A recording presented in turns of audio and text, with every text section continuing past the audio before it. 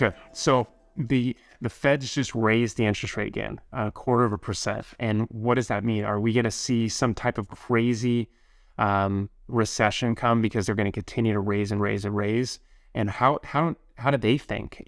When you see them, being interviewed by Congress, interviewed in front of a lot of different politicians and getting questioned. And when I say they, I mean Yellen and Powell getting questioned on what are we doing? We're going to continue to raise rates and we're going to put people out of jobs. We're going to put a huge strain on the economy as a whole.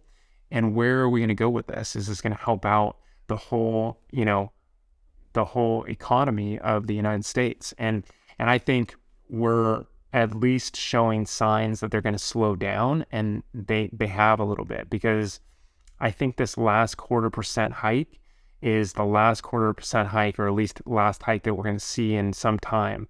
I think that the last meeting that they had, they said that they were going to start trending downwards the beginning of 2024, and we're almost halfway through 2023. So we're going to see that adjustment period. We're going to see that a period where, yeah, they raised it maybe 0.25%. Maybe they'll do 1.25 next meeting, and then it will start trending down. So it will either be flat, and I don't think they're going to come out and say, hey, we're going to trend down, because what that's going to look like, that's going to look like people think that we're going to be in a recession, and they don't want that to look, bad on them either. So I think they're going to flatline it for the next 6 months, and they'll pick up later this year or the beginning of 2024. So as you look across, the landscape of the next year and a half of what it looks like for you, I would say for you individually, make sure that you're paying attention to the job market. Make sure you're paying attention to what the Feds are doing with the interest rate hike. But know that we're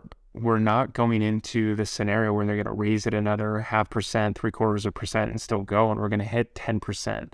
I don't think we're going to hit 10%.